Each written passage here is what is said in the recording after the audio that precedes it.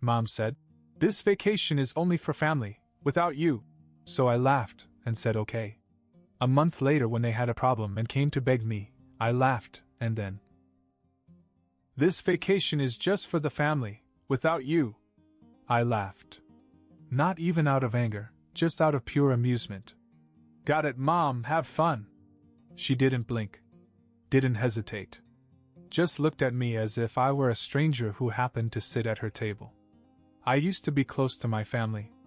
The responsible one. The successful one. The one they bragged about to friends and family. But that was before Olivia and Mark. You see, last year I bought a new apartment as an investment. It was in a great location, perfect for renting.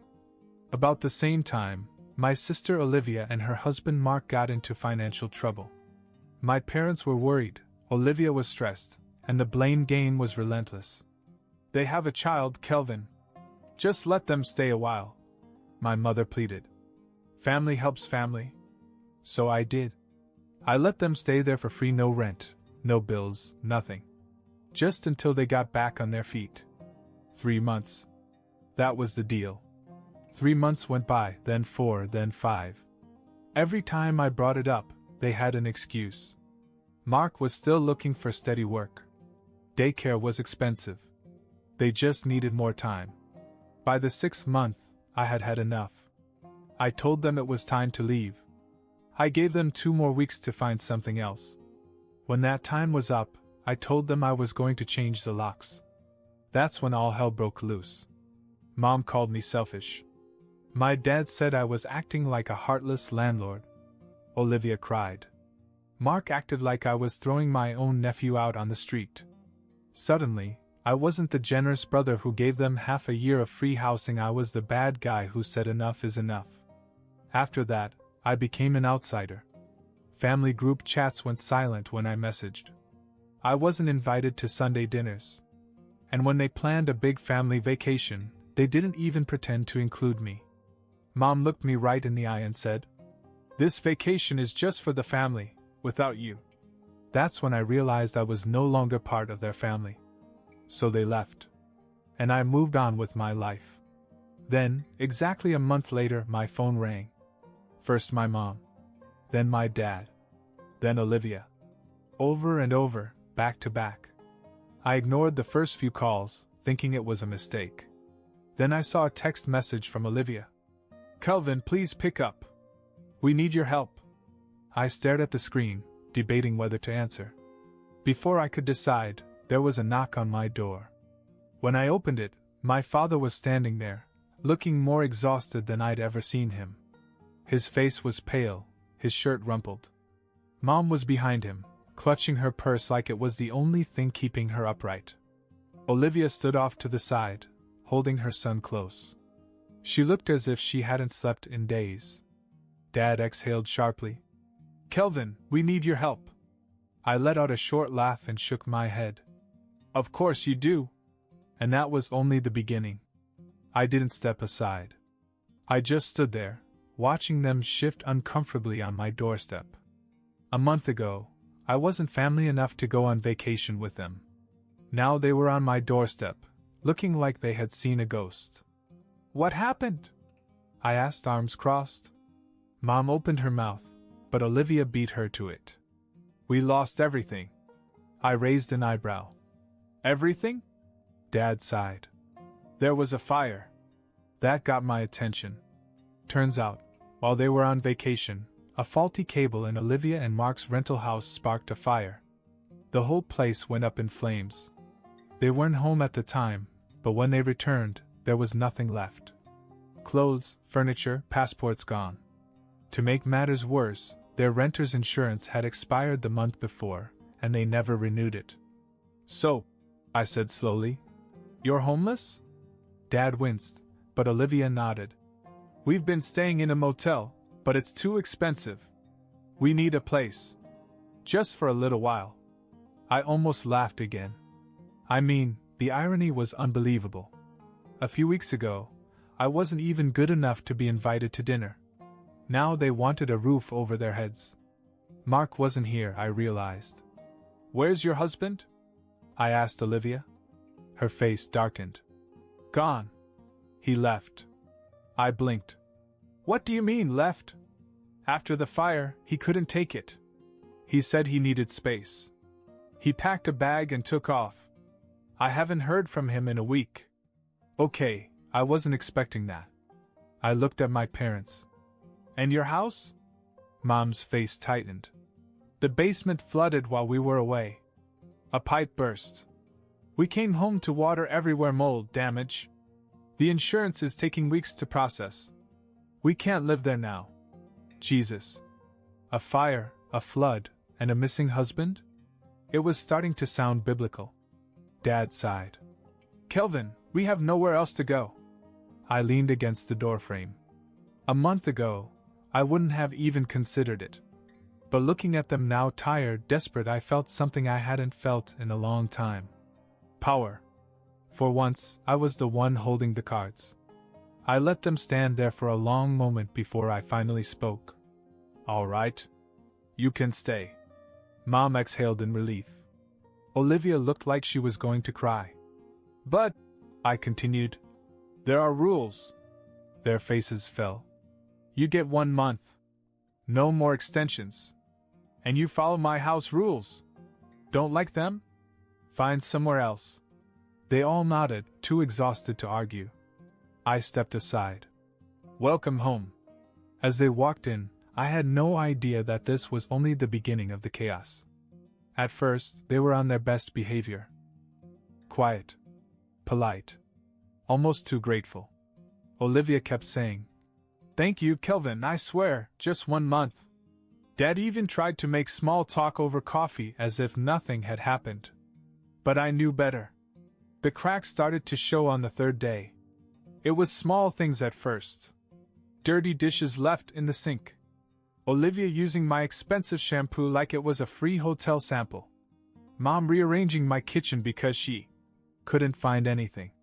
At the end of the first week, I walked into my own living room and stopped dead. My couch was gone. In its place was her old, sagging couch, the one they had somehow rescued from storage. The same couch I hated sitting on as a kid because it smelled like dust and regret. I turned to Olivia, who was folding my laundry. Where the hell is my couch? She barely looked up. Oh, Dad and I moved it into the garage. Ours is more comfortable. I stared at her. More comfortable? For who? She finally looked up, blinking like I was the one being unreasonable. Well, for us. I rubbed my temples. You're staying here for a month. Why are you acting like you own the place? She sighed and laid down a shirt. Kelvin, we're just trying to make it feel a little more like home. Right, except it's not your home. It's mine. Mom poked her head in. Oh, honey, don't make a big deal out of it. I ignored her. Where is my couch? Dad just walked in, wiping his hands on a rag. Relax, it's in the garage. We didn't throw it out.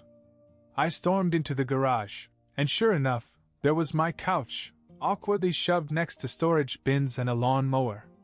That night, for the first time ever, I locked my bedroom door. Then things got worse. One night, around midnight, I heard voices in the kitchen. I got up, groggy, and found my dad and Olivia whispering in the corner. They stopped when they saw me. Is something wrong? I asked. Dad forced a smile. Just talking. I noticed that Olivia was holding my car keys. I blinked. Why do you have my keys? She hesitated. Look, I was going to ask you, but I didn't want to wake you. Ask me what? She exhaled. If I could borrow your car. I stared at her. For what? She hesitated again. Then I knew she was lying. To pick up some stuff from storage. Something wasn't right. At midnight? She clutched the keys. Kelvin, I didn't think you'd mind. Give me my keys. She sighed dramatically and handed them over. I went back to my room, locked the door, and something told me to check the glove compartment in the morning. When I did, my spare credit card was gone. I checked my account. $200 had been spent at a gas station a few hours earlier. I marched back inside, furious. Olivia. She was sitting on the couch, the wrong couch, eating my cereal. I held up my phone. Did you take my credit card? She went pale for half a second. Then she rolled her eyes. Oh my God, Kelvin, I was going to tell you. I almost laughed. Were you? Before or after I noticed? She crossed her arms. I just needed gas, okay? I'll pay you back. Like you paid back the rent? That hit home, because she didn't have a comeback. Mom came in and saw my face. What's going on? Olivia stole my credit card, I said flatly. It was one time. Olivia snapped. Mom clicked her tongue. Oh, Kelvin, don't make a big deal out of this. I glared at her. She stole from me. And you're okay with that? She's your sister. It's just gas money. Unbelievable. I looked at Olivia. Pack your stuff. You're done. Her eyes widened. Kelvin dash. No. I was willing to help, but you think you can steal from me and get away with it? I looked at Mom and Dad. And you? Are you okay with this? They looked at each other in silence. All right, I said, grabbing my keys. If she's not gone by tonight, you're all gone. I meant it. What I didn't know was that Olivia had one last trick up her sleeve, and I was about to regret ever letting her in. I left the house to cool off, because if I stayed any longer, I was going to say something I couldn't take back. I drove around for an hour, drank coffee, and debated whether I really wanted to kick my whole family out tonight. But when I pulled back into my driveway, something felt wrong. The front door was wide open. I rushed inside, my heart pounding. Hello? Silence. I checked the living room. The fake couch was still there. Olivia's suitcase was in the hall, untouched. Then I heard it. A noise from my office. I rushed down the hall and froze. Olivia was at my desk, going through my drawers. She jumped when she saw me. Kelvin! I looked at the mess. Papers everywhere. My locked file cabinet forced open. I clenched my jaw. What the hell are you doing? She held up her hands. Kelvin, I can explain. I stepped closer, my eyes scanning the mess. My financial records. My investment records. My bank statements. Cold realization hit me. Are you looking for my bank information? She stammered. No. Well, yes, but it's not what you think. I grabbed one of the papers. Then what is it? She swallowed hard. I needed to see if you had any extra money. I couldn't believe what I was hearing. Extra money? For what? She took a deep breath. Kelvin, listen, the motel is too expensive, and we don't have a safety net. You have so much. I thought maybe if I just dash. I stepped back. Oh my God! You were trying to steal from me. She flinched. It's not stealing. I was just going to transfer a little, and I would have paid you back dash. I laughed. Oh, so first it's my apartment, then my car, now my bank account? What's next, Olivia? My whole life. She opened her mouth, but I wasn't finished. You lied. Again. You stole from me, and now you're literally trying to take my money behind my back? You're disgusting. Her face crumpled. Kelvin, please. No. You're done. I turned to leave. Get out of my house. Then she said it. If I go, Mom and Dad go. I stopped. I turned. Excuse me? She straightened, her expression changing. They can't afford a motel. If I leave, they leave. Are you really going to kick our parents out too? I stared at her, my own sister using our parents as a human shield. I clenched my fists. I don't owe you anything, Olivia. Not after this. She scoffed. You're seriously going to kick our mother out? She carried you for 9 months and this is how you repay her? I almost laughed. Mom was fine kicking me out of a family vacation. She was fine with you stealing from me. So yeah, if she wants to go with you, she can go. I turned and walked into the living room where Mom and Dad were standing. They had definitely heard everything. Mom's lips were tight. Kelvin, honey, let's not be too hasty, Dash. Are you kidding me? Mom, she literally tried to rob me. She sighed. She's desperate. You don't understand how hard it is for her, Dash. I shook my head. Wow. So you're really on her side. Dad hadn't said a word. He just stood there, looking tired. I took a deep breath. Both of you. I need to know right now. Are you staying with her? Or are you staying with me? Mom hesitated. Dad ran his hand over his face. Kelvin, let's just Dash. No. Answer me. Are you on her side or mine? The silence was deafening. Then Mom spoke. She's family. We don't leave family. I exhaled slowly. Then I nodded. Okay. Then you all need to leave. Dad's head snapped up. Kelvin, Dash. No. I let you in. I gave you a chance. And this is what you do? I shook my head. We're done. Olivia's face twisted. You're making a mistake. I opened the front door. No, Olivia. You did. And just like that, I kicked my entire family out. Or at least I thought I had. Because the next day I found out what Olivia did after she left. The next morning I checked my bank account, more out of habit than suspicion. But when I saw the missing $3,000, my stomach sank. I clicked on the transaction details. It had been transferred to Olivia's account late the previous night. I sprinted to my office and opened my laptop. My online banking was still logged on. She must have done it before I caught her rifling through my drawers. That thieving lying? I picked up my phone and called Olivia. No answer. I called again. Straight to voicemail. I wasn't playing games anymore. I dialed 911. Yes, I want to report a theft. My sister stole money from my bank account. The cops showed up at Olivia's motel half an hour later. I pulled up right behind her, still seething with anger. She opened the door, her eyes widening when she saw the officers. Her son was standing behind her, clutching a toy car. One of the officers, a middle-aged man with a bored expression, cleared his throat.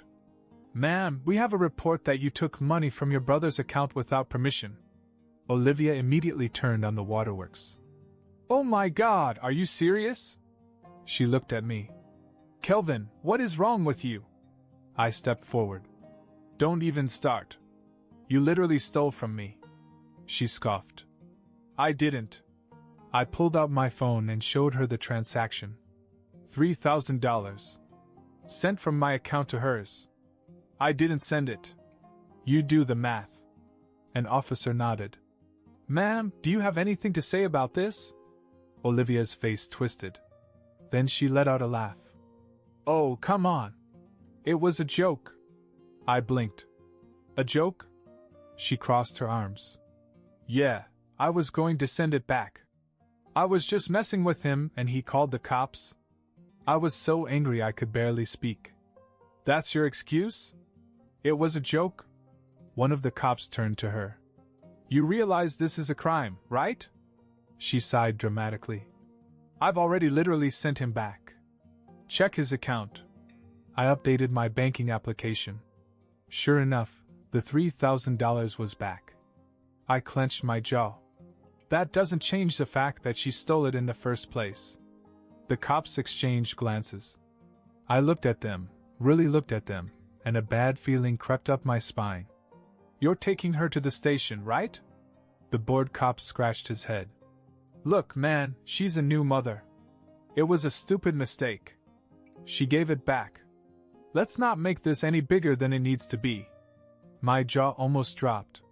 You're kidding. The other officer shrugged. I'm not saying it's right, but you got your money back. No harm, no foul. I almost laughed. So if I steal $3,000 but give it back after I get caught, that's okay? They didn't answer. I pointed at Olivia, who was now standing smugly with her arms crossed. If this was me stealing from her, would you say the same thing? Neither of them met my eyes. I took a deep breath. Unbelievable. I turned to Olivia. You're pathetic. She just smiled sweetly. Thanks for stopping by, big brother. I wanted to scream. Instead, I turned to the police. Thanks for nothing. Then I got in my car and drove away. That night, after the cops let Olivia off the hook, I made a decision. I was done. No more helping. No more favors. No more being her backup plan. I blocked Olivia's number first. Then Mom's. Then Dad's. I even deleted the family group chat altogether. If they wanted me out of their lives, I'd make it easy. And for the first time in years, my life felt calm. No sudden phone calls begging for money. No guilt trips. No Olivia sneaking around trying to take what wasn't hers. I could finally breathe. And then what? I decided to do something for myself. A month later, I booked a trip to Hawaii. 5-star resort, ocean view, private excursions, the whole damn luxury experience. But instead of inviting my parents or Olivia, I invited my cousins Matt, Rachel, and Jake. The side of the family that really appreciated me. We spent a week surfing, drinking cocktails by the pool, and laughing until our stomachs hurt. And of course, I made sure to document it all. But just when I thought I was over the whole situation, I had a little idea. Just a tiny, little idea. I pulled out my phone, opened the old family group chat, the one where they had been ignoring me for months, and sent a photo of me on the beach, holding a cocktail, wearing sunglasses, grinning from ear to ear. Having a great time in Hawaii. Hope everyone is doing well. Palm tree tropical drink. I hit send and tossed my phone aside. 5 minutes later, it started exploding. Mom. Really, Kelvin? Olivia. Are you serious? Dad. Have fun. I smiled, stretched out in my lounge chair, and sent another picture. This time it was me and my cousins at a fancy restaurant by the ocean, raising our glasses. Cheers to family. Bottle with popping cork. I refreshed the chat. No response. I checked again an hour later. Mom and Olivia had both blocked me. I laughed so hard I almost fell out of my chair. Jake, my cousin, leaned over. What's so funny? Nothing, I said with a grin. Just the last word. And I didn't think about her for the rest of the trip. When I got home, I didn't unblock her. I didn't reach out. And you know what? They never did either. It turns out that when you stop being useful to people who only take, they disappear. And honestly, I've never been happier.